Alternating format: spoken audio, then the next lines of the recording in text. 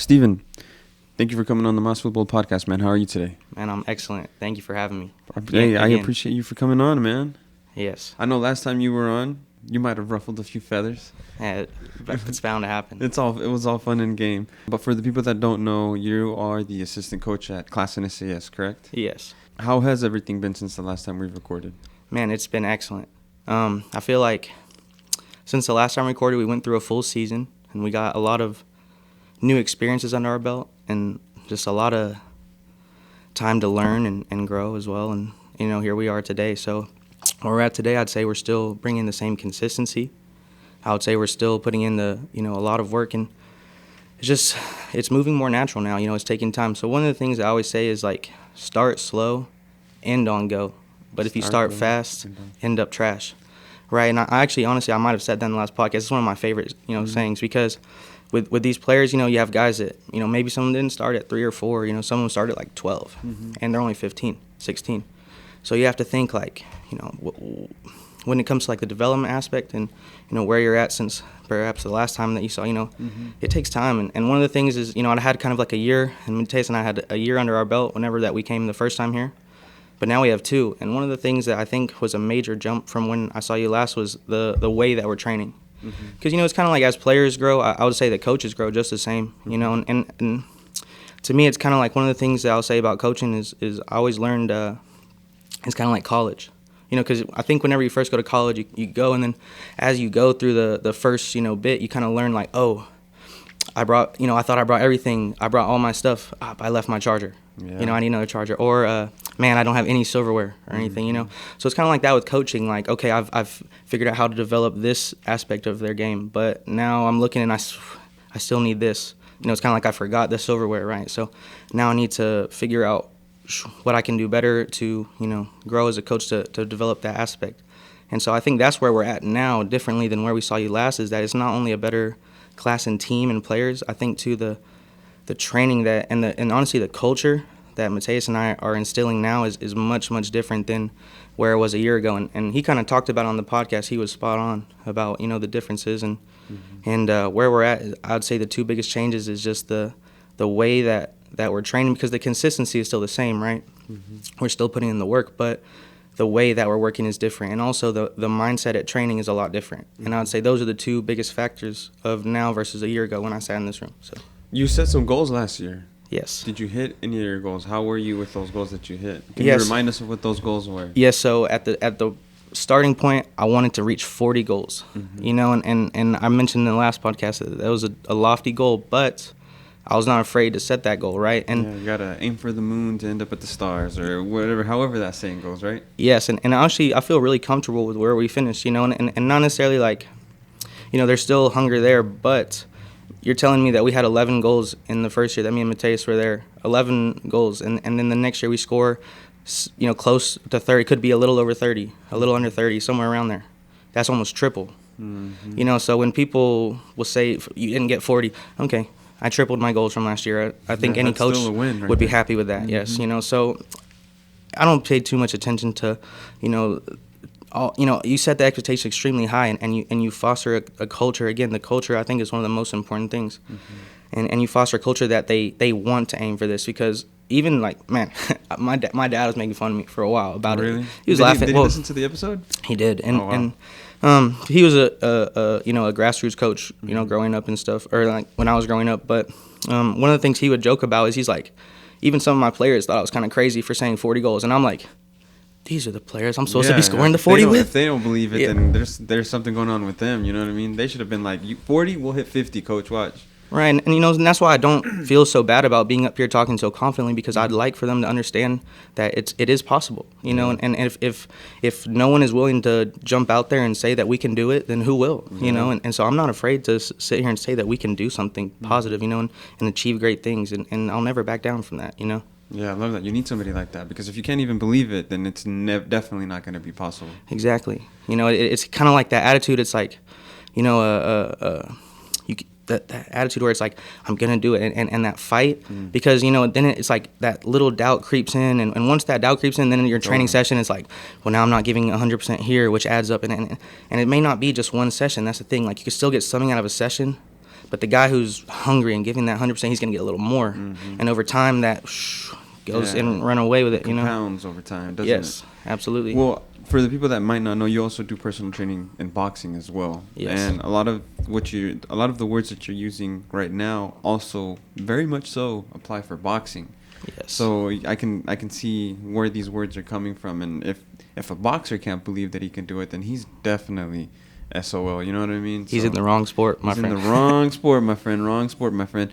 But it was a successful year last year, right? I would consider so, yes. Mm-hmm. You know, and everyone will put success into a different light. You know, everyone, when you say success, everyone thinks of something different. But it was nice to be on the same page to where I feel like there's a few key indicators for us of what success looked like. You know, yes, there was some times where you felt like, man, we left something on the table there. But at the same time, like, you had a senior. So we had at the end of the year, we had one senior that left, and for him, he left the field, and it was actually pretty crazy because we had just lost the game to Bethany, and everyone's leaving the field and everyone's in tears and everyone's like, we tried so hard, and blah blah blah. And the senior's like, guys, calm down. He's smiling and all this. He says, like, I don't think you guys understand. Like, I'm so confident of where the program is going, and I'm so happy of where I started and left the program. He said, like, I don't understand, why you guys are sad right now. That's true. You guys still have another year left. I should be the one crying. This is my last game. Absolutely. Oh, wow. And what a leader. Yeah, definitely. What would you give him a shout out, man? Joshua Aguilar. And now I believe that he's at OU and he's doing great things, and he'll go on to have a great life. But while he was here, what we say is, like, from the freshman to the sophomore year, we lost a key player, Nate Ferguson, who ended up going to OCU, Oklahoma City University, to play. And it was kind of like we were wondering, how we were going to replace such an important player to the lineup, right? And I'll say this, it's kind of like a leak, and eventually we need to replace the pipe. But Joshua Aguilar, from where he was at in his other 3 years to where he stepped up to his senior year, was a great, patch for the leak at the time. And it's what we needed in the transition to what we felt like from the first year to the third year, because you kind of have to understand we have to give some time for these younger players to develop, but you need your older players to play successfully now, right? But if he's not necessarily the top talent in the world, he has to bring other things to the table that elevates the team, right? And you also have to be on point with your leadership, because I've noticed nowadays that people want to learn from the best and the latest and the greatest without actually looking at the quality of the content. Because a lot of the stuff that he was saying, leadership was actually very good. And the first 3 years that he probably didn't have it, I couldn't speak for the years I wasn't there, but in the years that he wasn't as so much a leader, because he's wasn't the most technical player, wasn't the greatest player, and also wasn't a senior. But something snapped for that senior year, his last one, and boom. And so the way that he stepped up from just the differences is amazing, man. But a lot of players wouldn't want to hear the message, because the player that was delivering the message, they felt like in their head, oh, I'm above and he's below. But at the end of the day, the stuff that he did, like I said, was amazing for the team. He was a great leader when we needed it most, And now I think he set the program up for a lot of success by getting us through and having, some assists here when we needed, some defense here when we needed. And now we can look to an older, more mature team thanks to him. How is the team looking this year? And honestly, I can't say yet, because we still are, we're going through a lot of changes. Like we said, we're implementing a new culture based on, the numbers and everything else. Because I know Mateus had talked about the size of the program changing and potentially adding, JV, JV2, and everything else. And so basically now it's like, okay. I can speak about these things now because I feel like it's gone and beyond. But the first year, man, we had 18 players, and it was 10 players every training, and not the same 10. Yeah. Right? And then so it's kind of like, hey, like, basically working with what you got. We have 12 players at the game. How do we discipline, 3 players, and we're going to go on the field short roster, right, and this and that. And people will say all they want, but at the end of the day, we're first-year coaches. We're trying to get through it. We're learning and growing, like I said, like the college of experience of coaching, right? We're figuring out what we don't have and what we need to gain. So also, too, with college, like you see, like, these seniors and everything, you want to be, like, top student. You want to, get in right away. So it's kind of the same with coaching. Like, you have to look at the top level and see, like, hey, like, look at these, seniors, right? And, like, say, like, okay, I want to get on this level right away. I want to, how can I progress myself as a coach to get to that level as well. But so then now we go to the sophomore year, and now it's kind of a good hybrid of what we feel like this year is upcoming is going to be in the first year. It's honestly a great middle, and you can see the elevation year to year. And why I say that is because now you have about 25 players, but now on average you have about 15 to 18, coming, I'd say, to practice about every day, even maybe a little less sometimes, but genuinely about 15. I would say 15, 16. And that's good there. But then again, you talk about now against, I know Mateus talked about against Harding that he did some disciplinary actions. And, now we're sitting here with just barely a couple subs, and, you don't have the deepest roster, but you're able to come away with a 1-0, overtime win. And, it speaks volumes to Mateus' coaching that he was willing to, like he said, lose to show that he's willing to lose his way, and and not let these little things slide, then win and let the players just go with no character or do whatever they want. So that's why I say we leveled up. But then this year, because you're asking about where we're at, I think this year it's going to be so much stricter, and that's why I talk so much about the environment that you're in, because again, it's up to the coaches to set the environment. But, you have to analyze and see, what the best fit and environment for your team for the year and the needs need to be, right? And so with this third year, it's like, hey, it's no nonsense. JV, look, there's a lot of players that's going to be on the bubble of that varsity and JV, and they're expecting just to go to the varsity. We'll find out, to be continued. Yeah, man. Yes. A lot of things are changing this year, right? Right, and one of the biggest things we said, we're dealing with a rotation of training players, but now it's be there or you're gone. Yeah. Because, man, I won't say names like this or anything like that, but you got players telling me like, hey, coach, I won't be there last year. I'm like, okay, why? What's going on? He's like, I got a haircut. Well, this year, man, you can just have your barber come out to the bench, man, and cut your hair. Like, for real, seriously. If your haircut matters that much, I mean, hey, we know where your priorities are at, right? I'll go without a haircut. You know what I mean? Yeah. I'll shave my head if I need to, but hey, they don't know about R9. They don't back know. in the day. They don't know. They don't know. Well, a lot of things are changing. There's a new district, so you'll be playing new teams, new faces, so new challenges. But, man, you're leaving behind a good old district with some good old rivalries, man. One of the best. One of the best rivalries. State. Yeah. I remember when I had spoken to you leading up to some of these matches, a lot of the banter that you might have gotten. You became kind of famous with that episode a little bit, right? Tell me a little bit about what was going on. Oh, well, honestly, look, we want to challenge the best. I always say this, nothing against some of the teams that have consistently finished in the middle to the bottom, which is where I feel like Classen sometimes used to be. Like the reputation of the school is not a secret before we came here. And even I don't know it now, and truthfully, I don't care about it now. But before, I'd heard, oh, it's a joke, this and that. Like I remember one game they lost, they didn't even have enough players to show up before that meme taste got there. And for us, like, that's just, it's unacceptable. And so, again, it's not like anything like that. But for us, it's about creating a new identity for the program. And again, if no one else is willing to take the first initiative, I'll do it. I'm not scared, because it's like, if no one is going to, someone has to be the spark and show this initiative that's like, we actually can do it. And you have to completely change that mindset. And if I even show any doubt, the players are going to pick it up like that. They're going to see it in an instant, because in this day and age, if you're trying to be, if you're just trying to say it and hope for the best, you're in trouble. Then that's kind of like what you were talking about with Mateus, is that, yes, I'm not afraid to say these things, but please believe that I will be the first one to. You want to train, I will be there. You want to train, like now I have a player who just messaged me and said, Coach, can you find a field in the morning with lights? Because we used to train on this field together, but it didn't have lights. But now, because of school, he wants to take his training to 5:30 a.m. to 6:15 a.m. every morning. And so now I'm looking for a field with lights to get on early. But it's like, I'll be there. And so for me, I just want to be. I'm not a genius, man. I was not the best soccer player. I was a good soccer player. I'm not the best soccer player, and I wasn't the most athletic. So for me, I felt like I bridged that gap through my IQ of the game, my understanding of the game, and then my technical ability. And the hard work. Right. Yeah, that adds a lot to it. Absolutely. But so now I'm trying to just continue that same mindset in the coaching. Like I said, I'm 3-4 years in now, and I still feel like I'm at college. You know, I'm like, oh, I did it again. I left my batteries, you know, or this and that, right? And that's kind of one of the things that you mentioned with Mateus that for me was a big part of my training was that I always am trying to update and constantly do something new. And that's when I say too, like hardworking. Also, I feel like I'm willing to still learn and grow, you know, for these players. It's like I know that if I want to deliver the best sessions for them, I myself need to be the best version of myself, you know, and so I'm updating my training like me and Mateus were talking about it. We're getting really great technically, but now we need to update our decision making. We need to level it up. So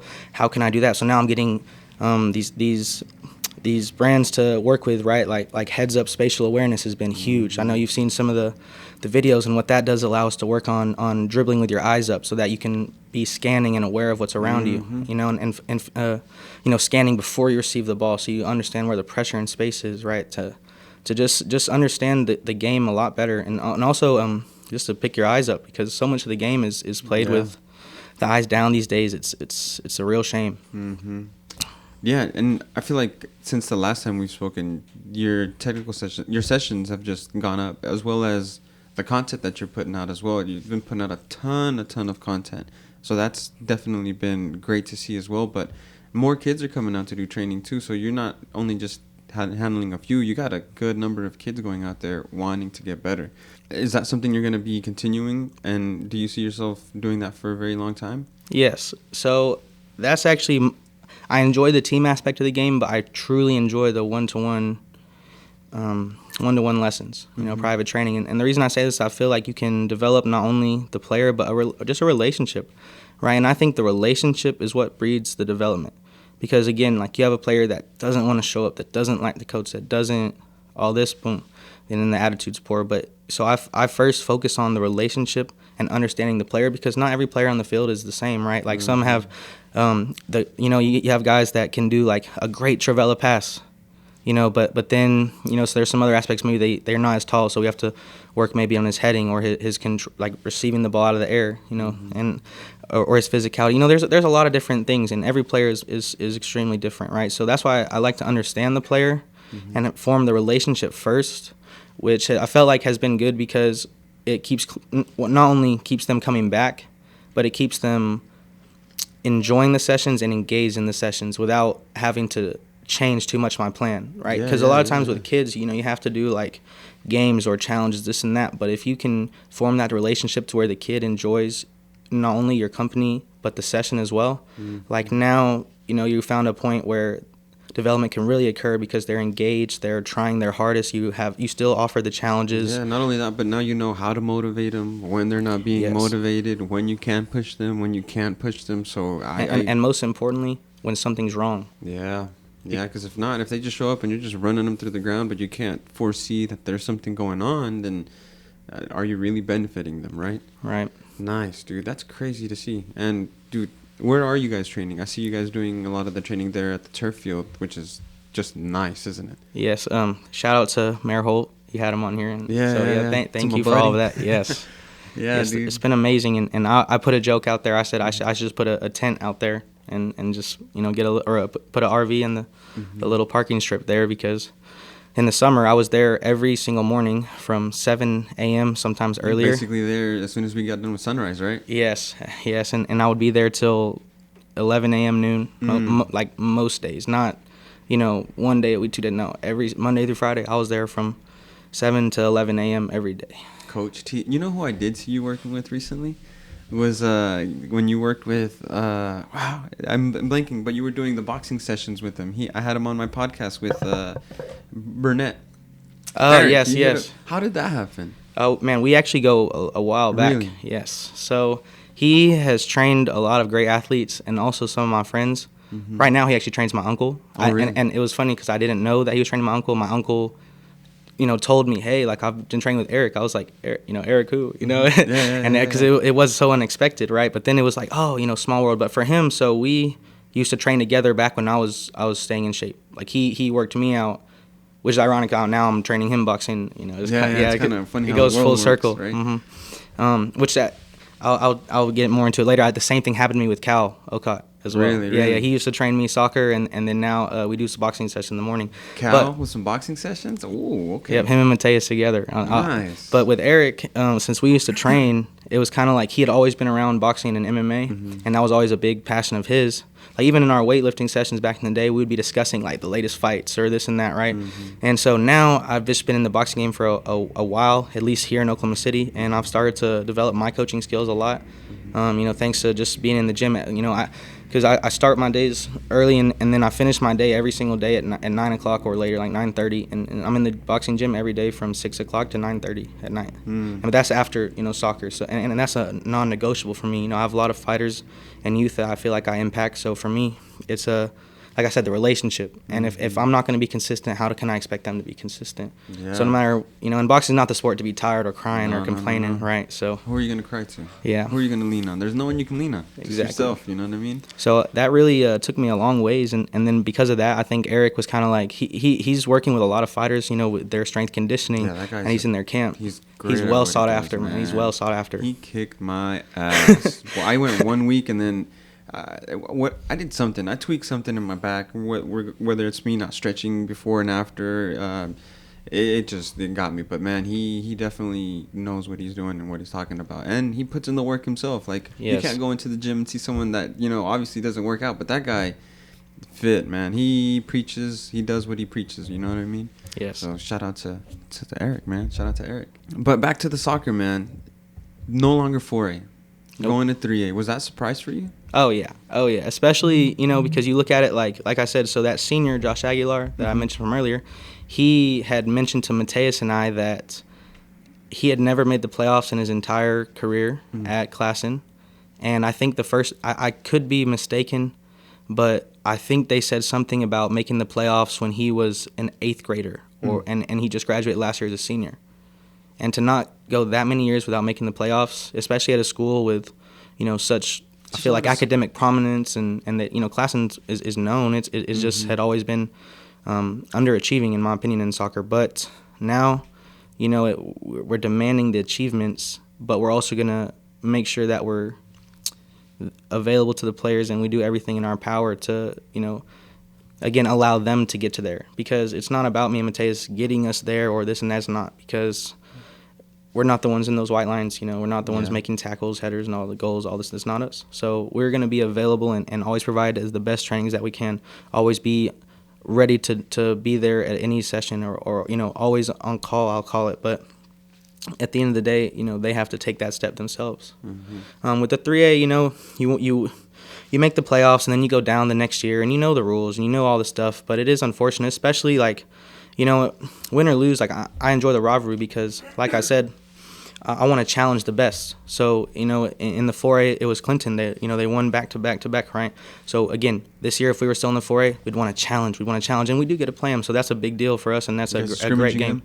Yeah, early in the season, kind of a great test to get a tough game on your schedule, get you leveled up, see where you're at as a team as well. And hey, worst case, you go in there and you see where you're at and where you need to work on. Best case, you leave there with a victory, and now you're, the hottest thing out, right? So it's a great game for us to have on the schedule, especially early in the season. And, I wish that it could be for a district and all this, but because it can't, it's still competitive. But like I said, I'm interested in our division. I'm interested in winning the title. So, whoever's at the top of 3A now, that's who's in our sights, right?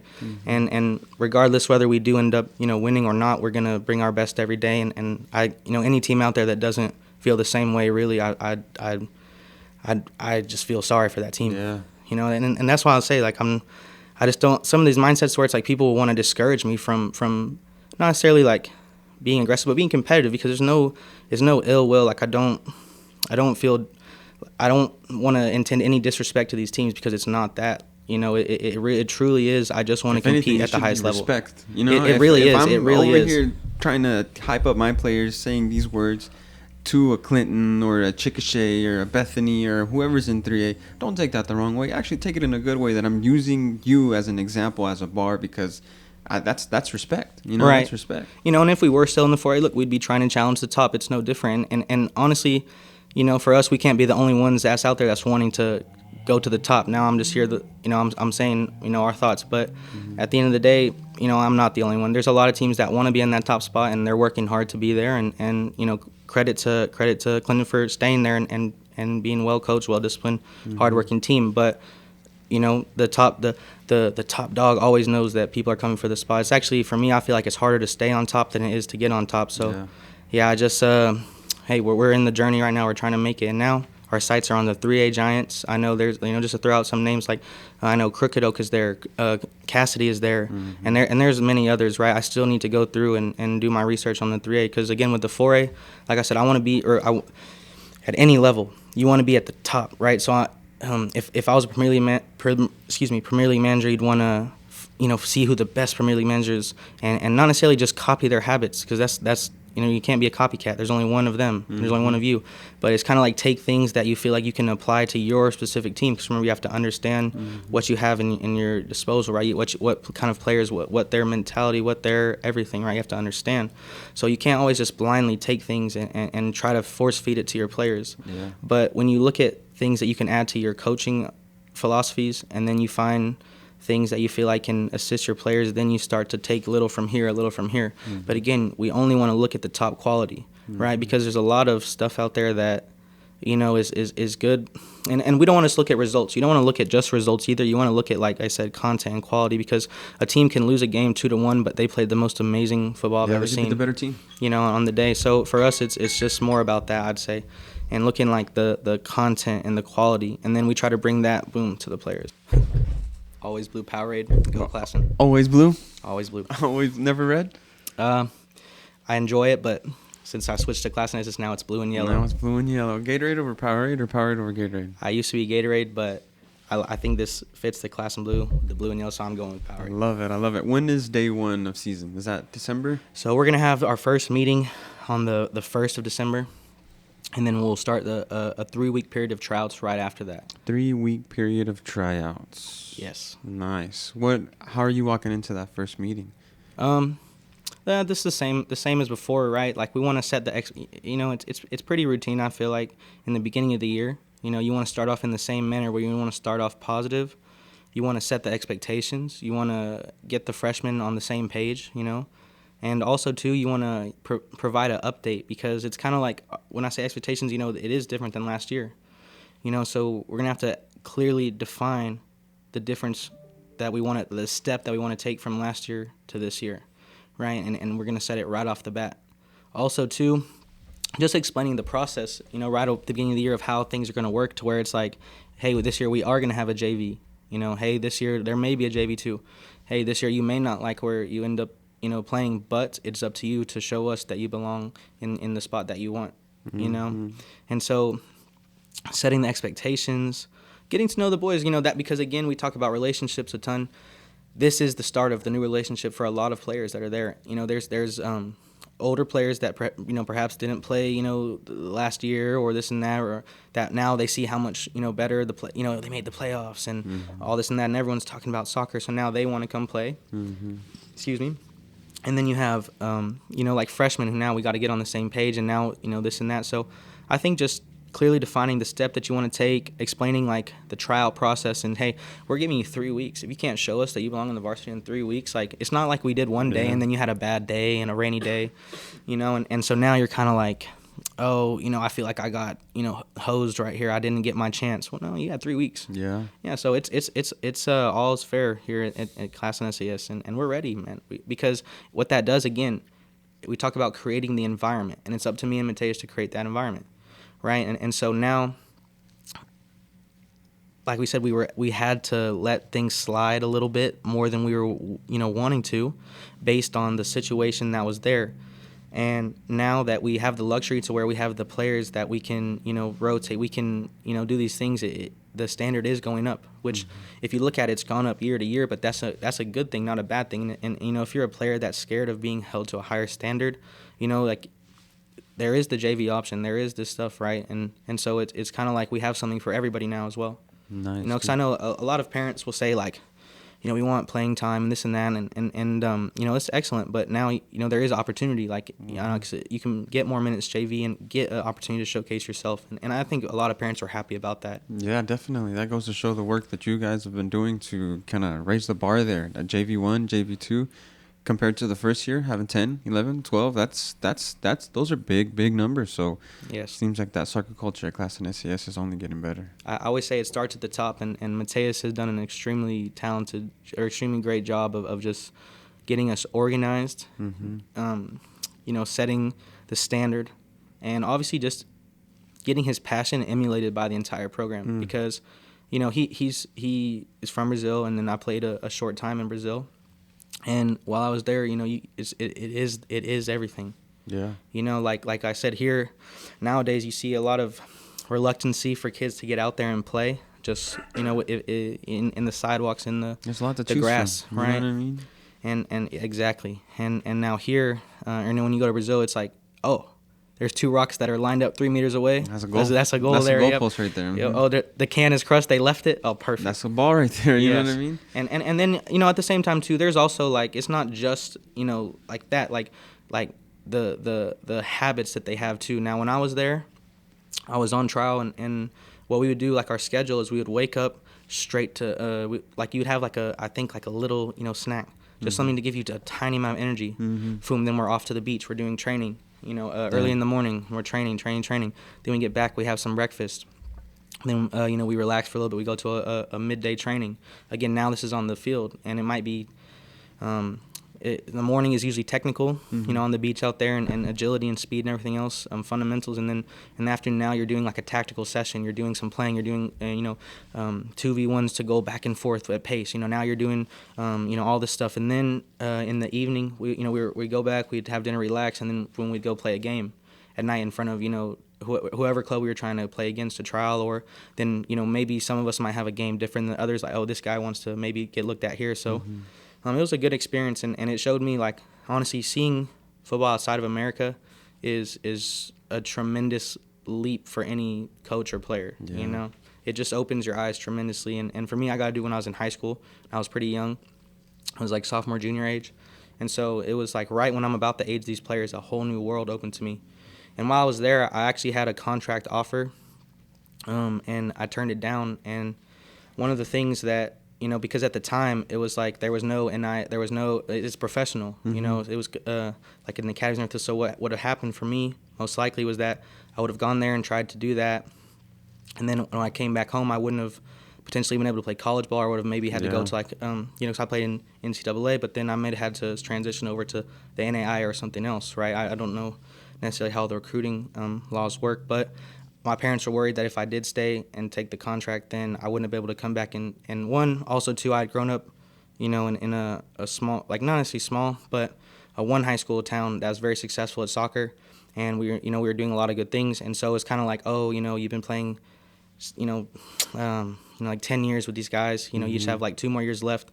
You can do this, but at the time, you're far away, and then you see like too, like you can't graduate with your friends that you've been with so long, and also too, I say it gets greater later. So it's like, a freshman, sophomore, is cool. I ended up winning the sophomores 5A Texas title. What was the school again? Coppell High School. Coppell High School. Yes, and then junior and senior year, we just won. So I'm like, do I want to give that up? We could, maybe, and we did make it back to the final as I did as a junior. We ended up losing that one, but I took that chance and we made it and we lost. But it was like I never would have experienced that if you would have.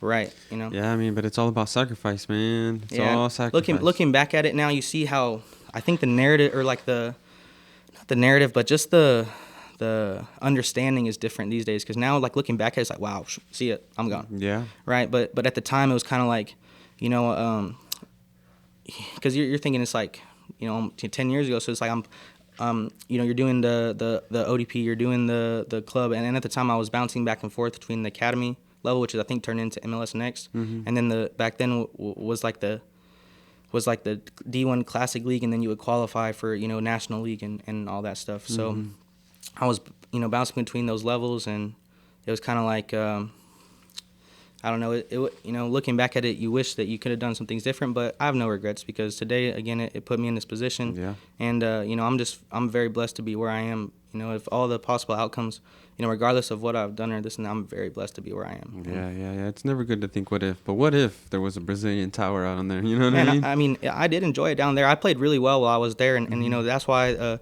was actually me and this goalie. There was one of my very good friends that we got a contract offer. We would have stayed there together.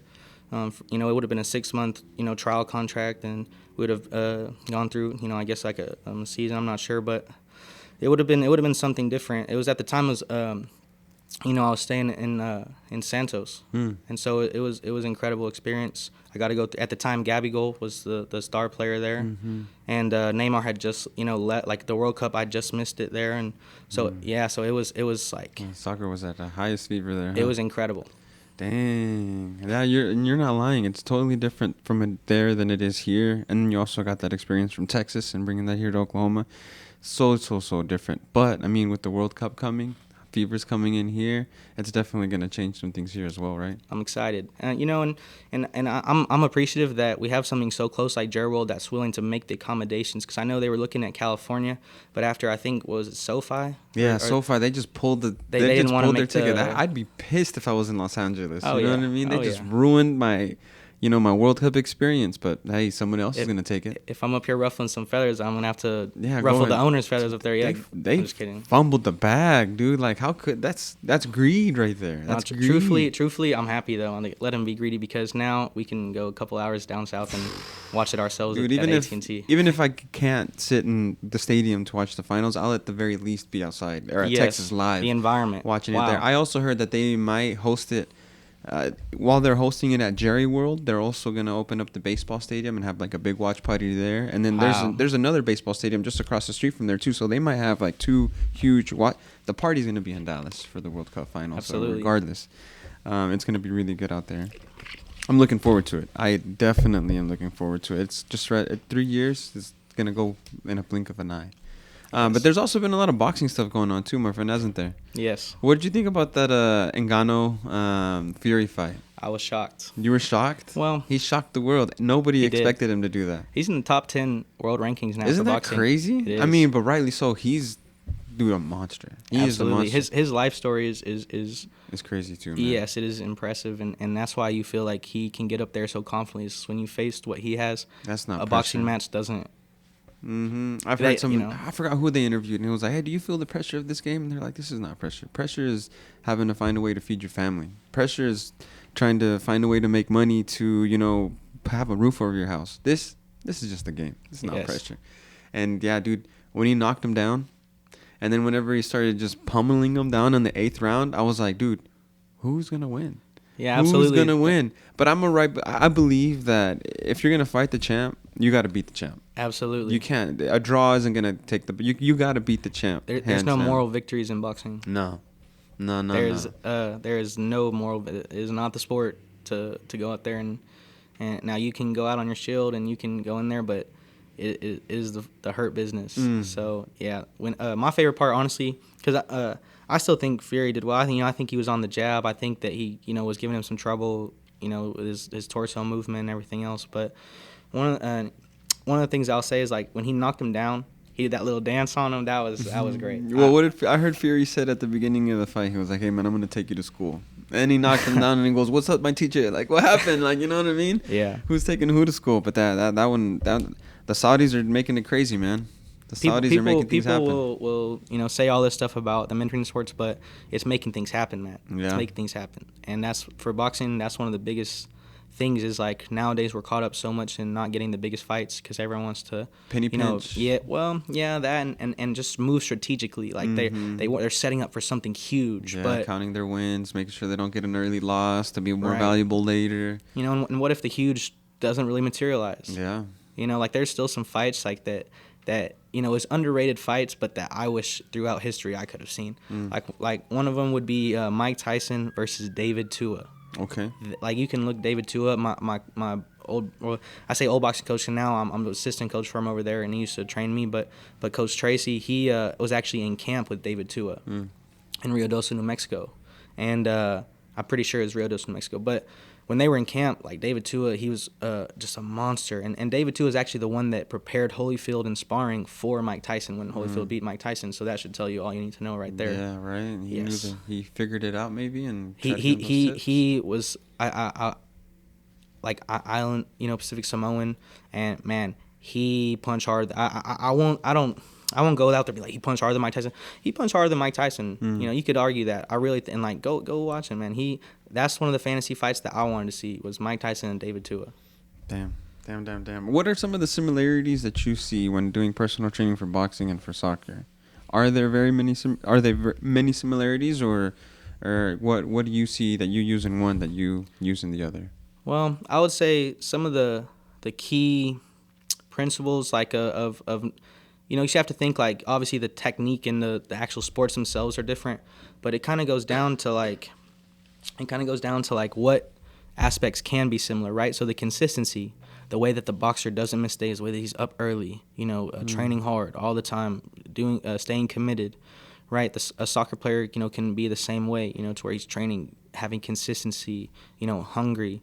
And then too, like when I do my lessons with both, again, it's about the relationship, because in the ring, not every boxer is the same, just like not every soccer player is the same. So understanding, both of them, and then finding the best plan for both, for not only development, but just for who they are. Like, for example, if I have some players make millions of pounds in soccer by doing a job, right? Like I would say one of the greatest things about Grealish, right, is like he's going to pick up the ball within his own half, and he's going to travel with the ball across the half line. He's going to take it into their final third area, and then he's going to give it off, and then they're going to start playing, right? And he's either going to get fouled or he's going to drive it up to the other half. Like he will take the ball from his own half, safely deliver it up to, the transition from the back to the front. They paid a lot of money to get that transition. And now he can do the other stuff as well. Like he can combine sometimes in the box. He can be a dangerous threat up there. Cut in. Right, provide service, So there's a lot of things that he can do that make him worth that. But then mainly he is a guy that will grab the ball and drive it forward, transition it from the back to the front quickly. And he's going to draw fouls to protect the ball. He's going to be smart, and that's worth every penny to them. Yeah, dude. I like Jack Grealish. He fights his position well with the other guy that came in, because the other guy's a complete different monster. He'll grab the ball and just attack. But yes, that Man City team is dangerous. Who do you like to follow in the EPL? So I'm kind of all over the sorts right now, because when I was growing up, I enjoyed watching Chelsea with Didier Drogba and Lampard and Ballack and all these players. So growing up, I really liked Chelsea. And I always remember like the final, with Ronaldo and all of them. So that was one of the biggest moments for me as like a kid and watching the game. But nowadays I'm more interested. I'm like they do this in boxing a lot. But they say, like you're a fan of the sport of boxing. I'm not a fan of a fighter. Which sometimes I find myself getting caught. I'm a fan of certain fighters. No, but I feel the same way that you do. Like it's tough for me. When they ask me what my team is in EPL, I like Arsenal. I like Arsenal, but I'm a fan of soccer. I'll watch anyone as long as it's some good soccer. I don't have a here or there, but as long as it's good soccer, I'm watching. I love storylines. I love to follow storylines. Like for example, I love following to see how Harry Kane has left Tottenham. How's he gonna do with Bayern? And it looks like he's doing well, but how will that progress? How will he do in the Champions League? Will he go win these trophies? Will he finally win one? Right, and also at the vice versa. I love to see what Son is doing. Who's going to pick up the slack there at Tottenham? The way they're playing under the manager there, man. So and then you look at Chelsea other storyline started rough, but now they're picking it back up. Manchester United, are they going to figure it out? Are they not going to figure it out? Arsenal, is it going to be their year this time? Is it not going to be this year this time? And there's a lot of underrated storylines that you love to see. Like for example, Newcastle doing well in the I say doing well, but like picking up some great results, in the Champions League, and then just little storylines like that. And then like how can you not, like for example, we talked about Harry Kane. Well, again, and the vice versa. Was it Red Bull? They come in Harry Kane's first attempt to get a trophy with Bayern. They smash, I think it's 3-0 or 4-0 with a hat trick by Dani Olmo, and you're sitting there like the curse carries on. Yes, and it's like these storylines I love watching, because it's like they just there was been a fourth trophy win of I think it's like the DPK or whatever it was. They win the fourth in a row. But not this time. The Red Bull comes in and stops them. So, it's a lot of these storylines. And then you look at, I want to see how AC Milan can do with the American, with Christian Pulisic combining with Giroud and everything else. So, for me, it's these storylines. And so I would consider myself more of a fan of soccer. But I'll say, I do like City a lot. And only really, I say two of my favorite players are Foden because of his technical aspect, and then I just like Grealish, man. I really like him. I think he's a good person. They're great. How about whenever they won the EPL, man? That guy was partying like crazy, right? Yeah. That's you after they win state, after Classen SAS win state. You're gonna be pulling the Grealish? Probably not. No, man. I thought me and Mateus were laughing. We were joking one time. He said this would be me. That if we won the state, my first tweet or post after that would be like practice on Monday. Practice on Monday. That would be you, huh? That would be me. Back again. I had Mario Godinez on. He's now the coach at Randall University, and he had brought up, man, I had just spoken to him yesterday, and he told me this yesterday. But he was talking about a person who was speaking about their past games and past seasons in past tense. Third person, like, hey, what we did last season, good job for them, but this is us now. There's no, that's gone, done. We can't change it. Good job for Classen last year, but this year, we're on it this year. Absolutely. And I was like, dude, that's such spot on. That's you right there. We just won state, but hey, good job for them.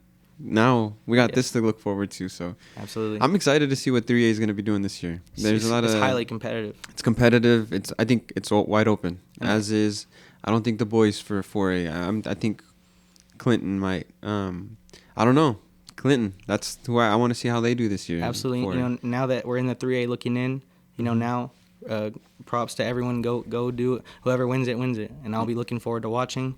And like I said, it's because it's never was any disrespect, right? And again, if we were in the 4A again, I'd want to challenge again. I want to challenge. We're coming again this year, So, but we're not. So looking in, it's kind of like now I'm observing as a fan of soccer.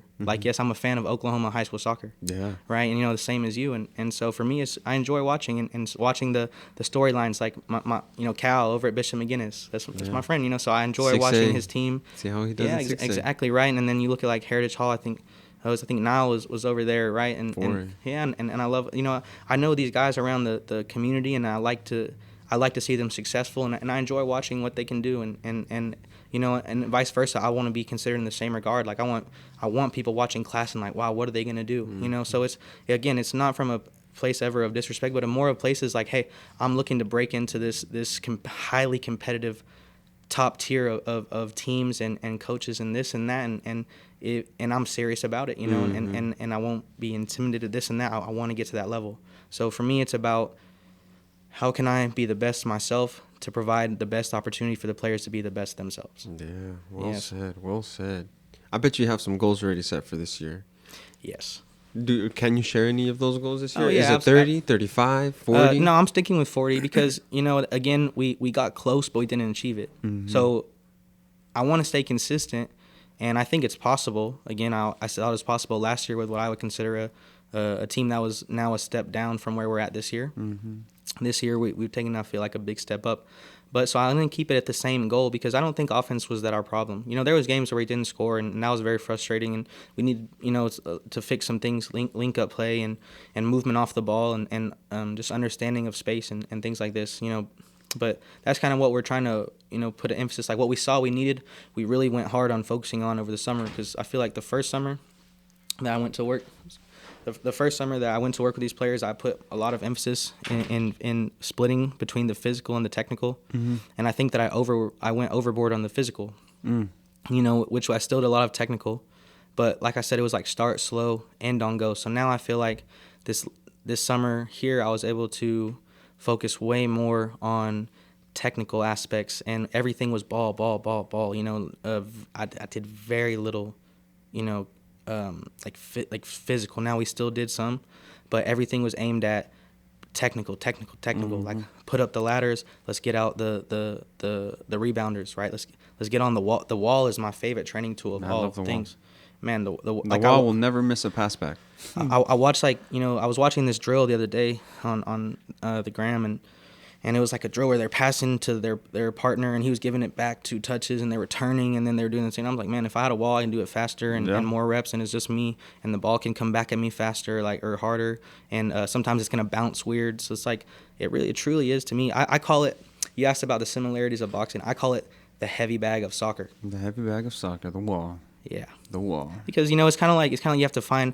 I've always thought you have to find fun while you're doing it, right? Because the guy who has fun hitting the ball off the wall and adds a little extra to it, he's gonna do it longer than the guy who just hits the ball off the wall to practice. And then the guy who on that heavy bag, having fun hitting it, doing all his stuff, is gonna stay on that bag longer than the guy who's just hitting the bag, right? Yeah. So that's why I say I try to keep some challenge or something that keeps you engaged in the session. But at the end of the day, it's the tried and true that develops, right? Like it's technique, it's fundamentals, right? The stuff and also too, I want to make sure that they're prepared to play for any coach at any level. So it's like if they're gonna go off to college, you don't want them doing some cool things, but then they can't shift a ball across their feet and play, or they can't cut a ball, right? They can't settle a ball in the air. That stuff would be a terrible look. All right, you can do a rainbow, but you can't trap a 30-yard pass. Seriously, and then you can go play on the street, you can go do American talent, Yeah, right. I hear you. When's the season start? Who's the first game? So I believe it is February 16th, and it's actually the ACAC tournament. Okay, the all-city tournament. A little mix-up to get some experience. That's such a great tournament. I love the ACAC tournament. I like how they brought that in, and how they're going to be getting teams out there to do that, man. Best team in the city. Well, we'll see what that comes up with, man. So 30, 40 goals. Any other goals? So we don't try to overcomplicate. We lost one. Mm-hmm. We lost one senior who was in the attacking part of play, right? He's an attacking midfielder. So now we're not expecting to go down in like our attacking power, right? Like our ability there, but we got scored on too much last year. Like our first year there, we had a senior defender who now is returning actually as one of the JV coaches. Okay, awesome. Yes, and he was a rugby player that had converted over to soccer. Wow. And let me tell you, man, that guy was a baller. Really? Yeah, he would, because if you think about it, there's parts of the game that is not as technical that come down to just grit and physical, right? But I can see how being a rugby player, being able to read those off the ball runs, because you got to watch the ball, but at the same time you got to watch those other players making those runs just to see what is possible. Yes. And then when it comes to getting stuck in, who else would you want to have than a guy that's gotten stuck in a rugby game? His style would be more so referred to like let's kick it in the stands and just halt their attack. Yeah. And then but here's where he gave you the other part, right? Is that he was so physical that in these corners when all some kids is like wincing and flinching and ducking and running, he's getting in there smashing the ball in the net, and so that was a big aspect for him too. It was like, hey, now I say sophomore year, but our second year there with Mateus and myself, that we didn't have that. That we had a sophomore and a freshman in the center back, and they're physical. They're more technical than they are physical. Or and I'd say one is more physical but has technique, but is not as physical as the defender before, right? And then you have another defender who's just a freshman, right? So you're trying to balance these things, and that's why I say you have to understand the player to bring the most out of them. What can he do now? But here's the thing: they with their feet now they can play out of the back way better. They can distribute. They can they understand the game probably better, so that they can communicate positioning and this and that. And so you have the pluses and the minuses, but you have to be excited. But the defending is where we're going to hopefully take a big step this year. I don't necessarily have a particular goal in mind, because, again, I want to go through these trials. I want to see what everyone's looking like first on the defensive side, because I try to aim for lofty expectations, but sometimes I have to be honest, you have to understand what lofty but reasonable for me is 40, and we got 33 or something around there, right? So maybe concede less than 20, concede less than 15. Yeah, I'd say about if I had to just give you a rough estimate today, I would say 15, because our first year there when we did have that defense, and I think me and Mateus, we had played 5 in the back. We knew who we were as a team. We had that midfielder from OCU. We had the ability to maybe sneak some goals here and there, but then realistically was limiting goals and then trying to find something to win, and we did a good job of that. We only gave up 11 goals our first year. Wow. Yes. We scored 11, gave up 11. It's pretty, you know. It's a good defensive team then. Exactly, right? And that was what we had focused, you know. But then this last year, hey, it's like we're trying to score 40, so we put the focus, right? And you know, we got you know, a major step forward, but now it's like, okay, so we're not going to overcomplicate. You know, we did that. Let's continue to work offensively. Let's build where we left off. But, you know, like I said, if I had a small leak here and a big leak here, I'm patching the big leak first, right? Yeah. It's just how it goes. So we're going to hopefully take a big step defensively and you know, still look to play our way. You know, a lot of teams will, like, shift up. But that's one of the goals that I have, honestly, is to not be discouraged now. And because we'll see some good teams, but I'd like for these players to still play their way. Because one of the things that, you know, and this is not necessarily like a knock to anyone, right? But after the playoff game, after the playoff game, I had an old college teammate of mine that came, you know, from the stands. He was just attending the match, watching, and he came up, and one of the things that he said was, your team was extremely skilled, perhaps even the more skilled team of the day, but you got outplayed. You know, you got out physical, you got out battled, and you made not like we didn't have the playoff experience. You know, they come in there, they're you have players before the game like, we're nervous, this and that, and you can see that, you know, it kind of took a wake up period. They've never been there before. You know, and that comes down to coaching preparation. Mateus and I could have prepared them better for that situation. You know, obviously it's because how can you expect someone that's never been there to do exactly how they, you know, so it's like, again, that's coaching preparation, and we're not afraid to take responsibility for these things, right? You know, like because again, almost everything comes down to coaching preparation. You know, so but again, that's why we address these glaring things so much. Another aspect we want to take a big step is free kicks. We got scored so much in the set pieces, yes, because again, the physical battles. You know, we didn't have these bigger but less technical guys that's going to go and do the dirty work. So now it's these smaller guys that are very technical have to go ahead and man up and do the dirty work. You know, and you know, it's getting better. And, you know, again, we're going to address it, obviously. We still have plenty of time before the season to address lots of things. But I think, you know, playing our style, not being afraid. Now, there was one that we had, when I say playing our style, it was against, I want to say, Elk City, that it was a close game, close enough, you know, and we put together a 12 or 13 passing goal. They didn't touch the ball. Nice. And it started at our keeper, went side to side, went all the way from the left back to our right wing before serving and I think it was Aiden that finished at the back post on the left wing.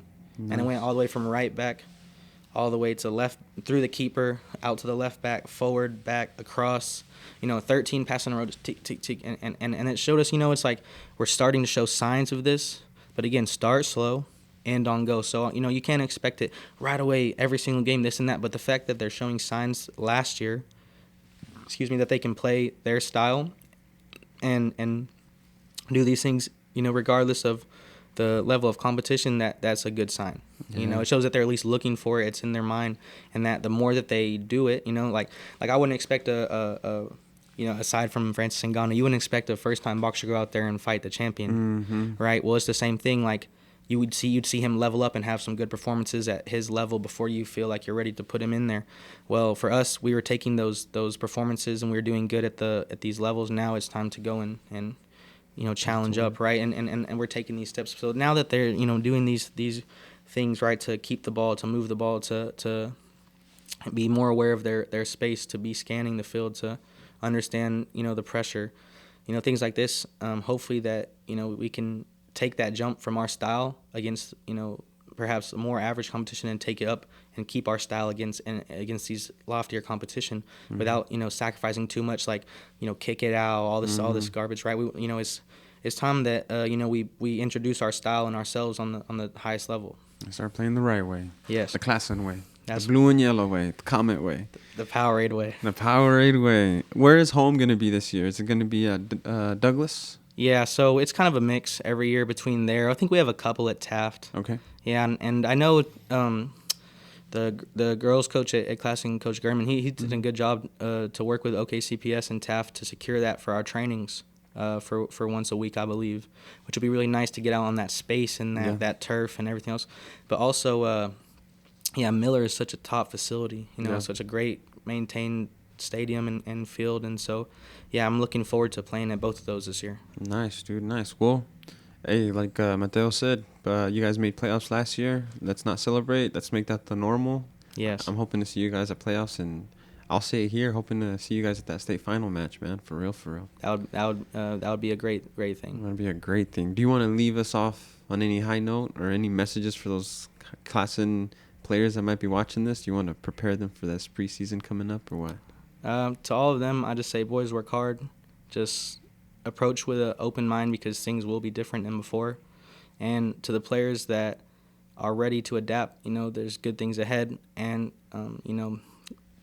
obviously the players that want to fight it, there's no room for that this year compared to before. But also I'll say to them, just enjoy it because, it's going to fly by. I sit here now before the season, I'm thinking like here in just a couple months it'll be over and, we'll be having a conversation about how the season went instead of how we think it's going to go. And it's going to blink and it'll be there. So for the players out there and the coaches or anyone that's listening at this point, just, don't forget to enjoy it. Don't forget to enjoy it. Very well said. Well, Steven, I appreciate you for coming on to the Mas Futbol Podcast, man, dude. Your presence here is always enjoyed, and I always like talking to you, man. Thank you. Yes, thank you. Absolutely.